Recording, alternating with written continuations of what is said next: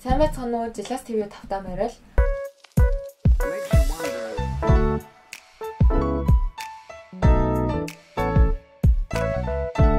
За би өнөөдөр та бүхэнд ямар бичлэг хийж үзүүлэх гэж байна вэ гэхлээр Солонгосын түүхэнд хамгийн том их дэлгүүрийн ослын талаар болсон явдлыг ярьж өгөх гэж байна.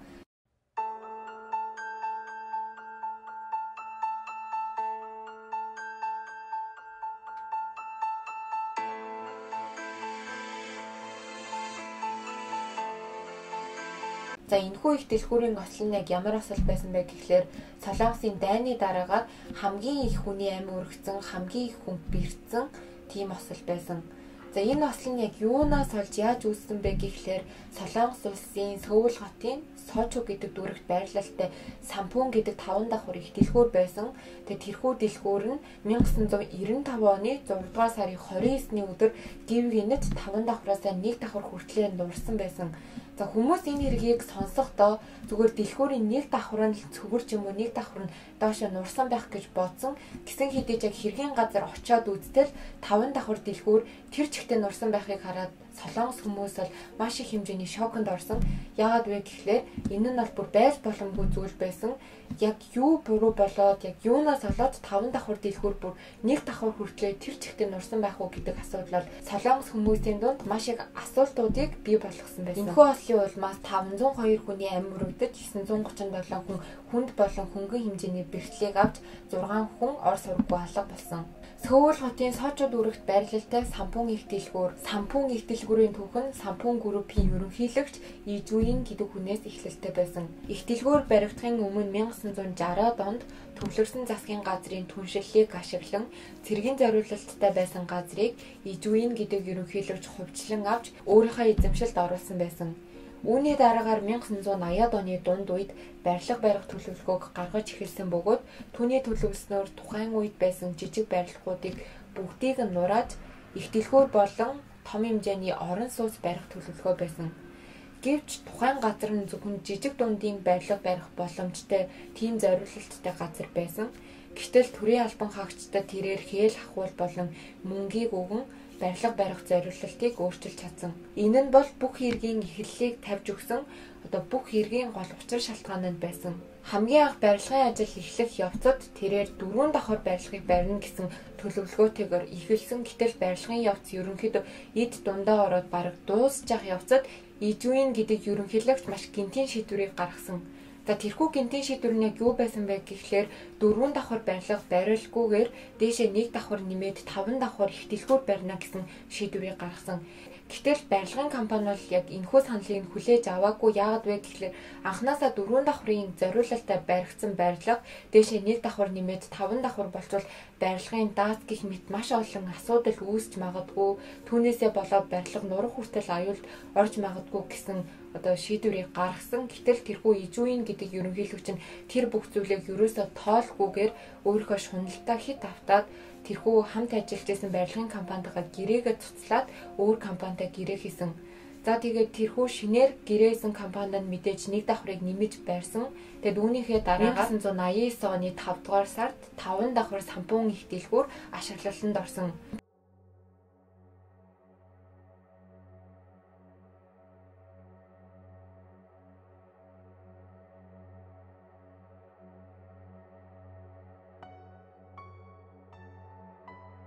Сампун их дэлгүүр нь тухайн үед Солонгост хамгийн томоороо 2-т бичигдчихсэн.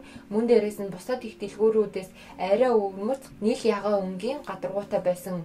Энэ нь бол хүмүүсийн нүдэнд шууд тусч исэн. Мөн дээрээс нь дотор нь зарагдчихсэн бараанууд гэвэл Солонгост хамгийн үнэтэд тооцогддог хамгийн том брендийн бараанууд байсан.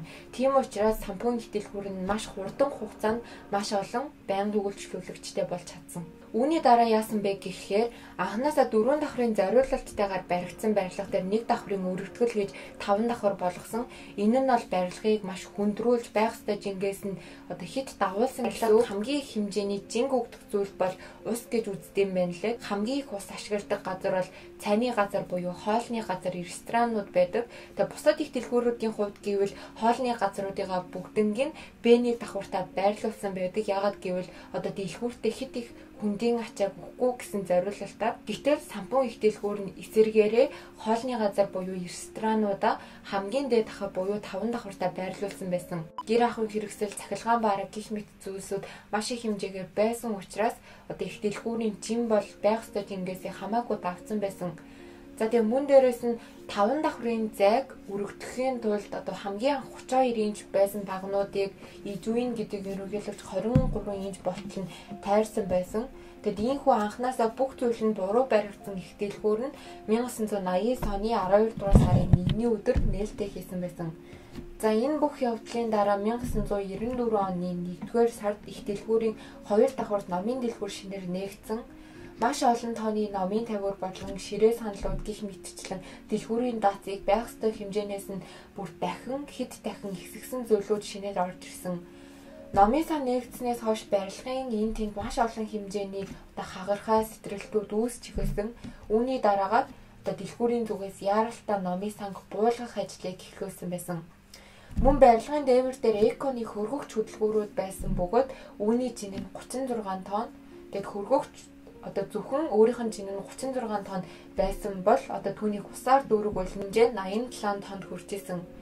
Мөн дээрээс нь энэ тэндээс ус гоожож эргэн тойрны хүмүүс нь тэрхүү хөдөлгөөрийг хитрхи их чимээтэй байна гэж гомдол гаргаж эхэлсэн. Тэгээ тийм учраас тэрхүү дэлгүүрийн зүгээс хөргөгч машиныг дэлгүүрийн нөгөө тал руу зөөх хэрэг гарсан байсан.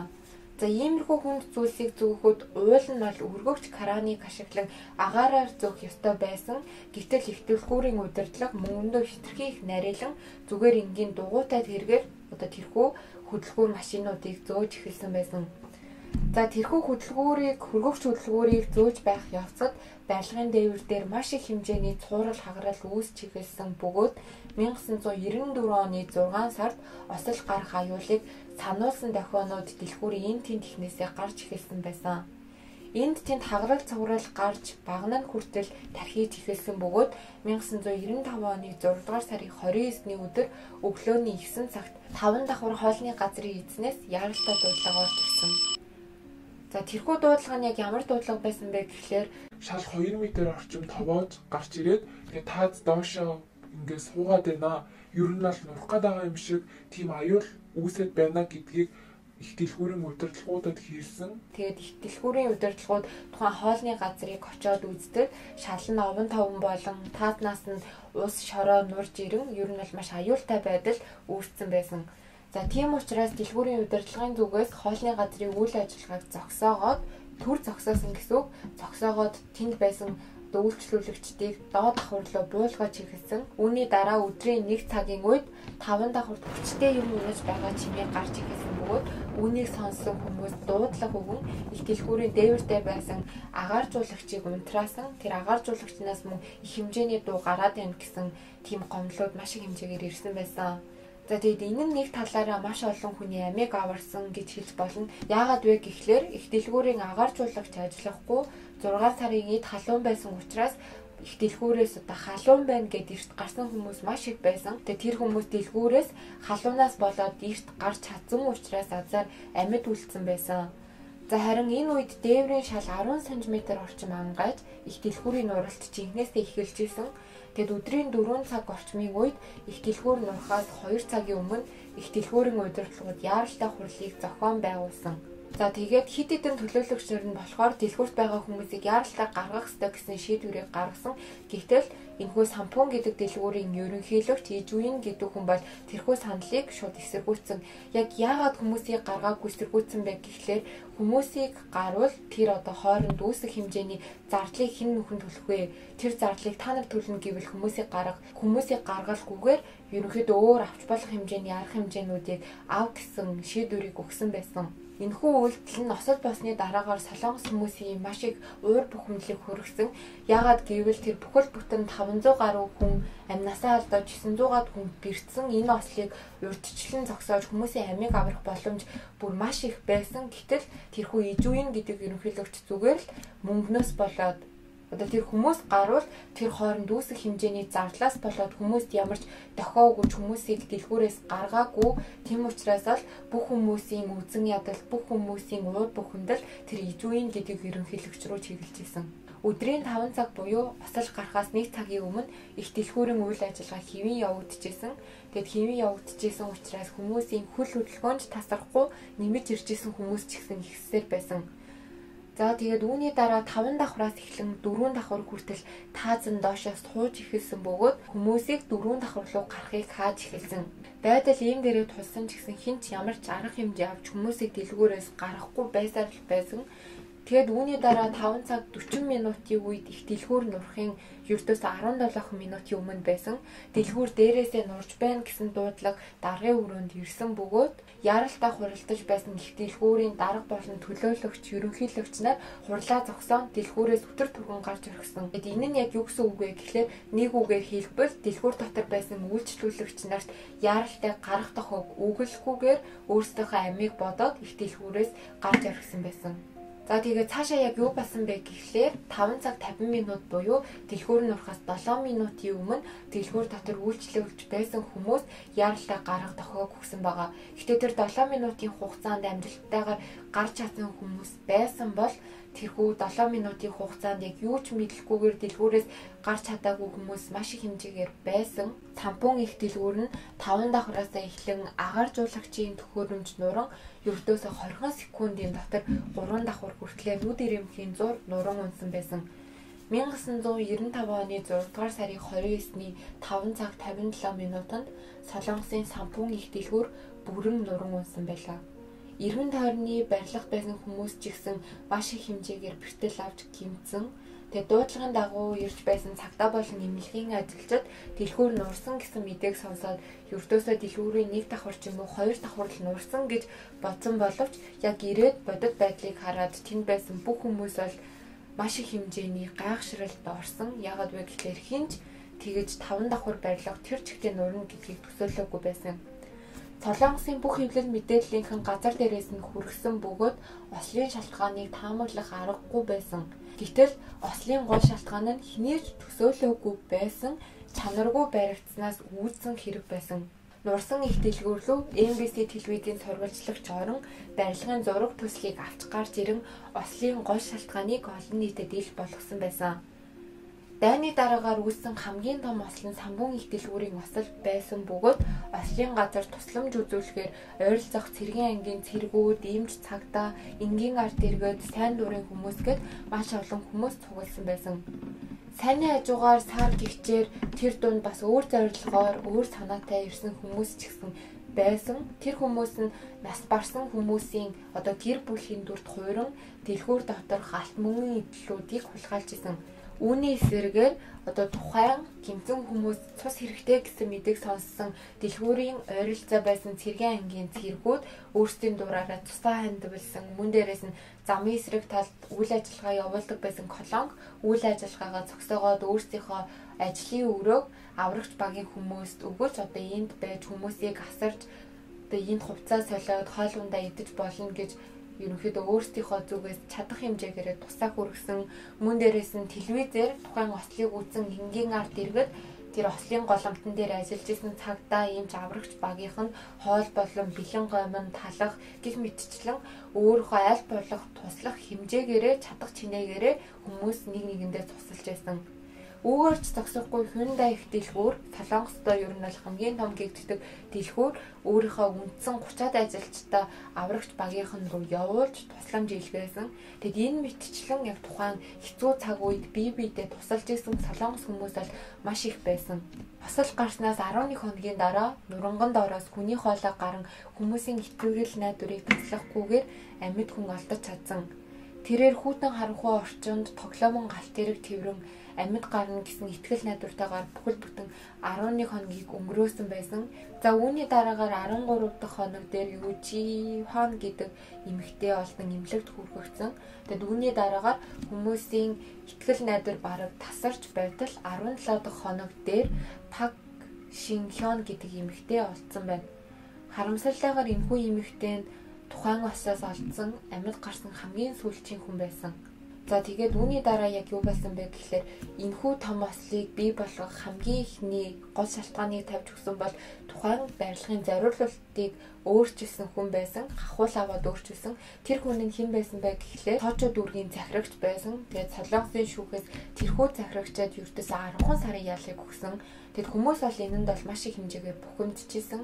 Тэгээд ер нь бол хүмүүсийн хамгийн их бухимдлыг авсан хүн бол яг энэ захирагчийн дараагаар тэр Ижүүин гэдэг ерөнхийлөгч байсан. Тэр хүн шунлаасаа болоод 5 давхар болгож барилгыг өргөдгөөгүй байсан бол ядаж тэрхүү хөргөгч машиныг зөөхдөө хүртэл краныг ашиглаад агаараар зөөсөн бол тэр их хэмжээний хагарал, цуурал үүсгүй байх боломжтой байсан. Солонгосын шүүхээс их дэлгүүрийн ерөнхийлөгч Ижүүинд 7 жил 6 сарын ялыг оноосон бөгөөд мөн 300 тэрбум вонны хөрөнгийг түүнээс хураан авсан байсан. За тэгээд Ижүүийн ерөнхийлөгч нь 7 жилийн ялаа эдлээд суллартахаас 6 сарын өмнө шоронд байх хугацаанд нас барсан гэж хэлсэн. Харин одоо энэхүү сампун гэдэг их дэлгүүрийн байран дээр одоо юу байдаг вэ гэхээр маш том орон сууц байдаг. Тэгээд би 1 жил гарангийн өмнө яг тэр орон сууцсан дээр очиж үзчихсэн. Гэхдээ яг тэр үед энэ сампун их дэлгүүрийн осол гарсан газар гэдгийг бол мэдээгүй байсан. Тэгээд тэр үед цуг явж исэн солонгос хүн маань энэ ингээд өмнө нь их дэлгүүр байж байгаад нураад маш олон хүн ер нь бол амнасаа алдсан гэж надад хэлчихсэн. Тэгээд тэр үед бол яг сайн мэдгүй байсан учраас тийм үл гэд өнгөрчсэн. Тэгээд яг миний сонсноор гэвэл яг тэрхүү сочод үрэгт байрлалтай орон сууц нь бол солонгосын баг хамгийн үнэтэй орон сууцуудын нэгт тооцогддог. Тэгээ би бодохдоо ийм олон хүн нас барсан ер нь бол ийм одоо гүн гүнзгий түүхтэй газар бол арай хямдхан байх болов уу гэж бодсон чи эсэргээрээ маш үнэтэй баг солонгосын хамгийн үнэтэй барилгуудын нэг гэж хэлсэн.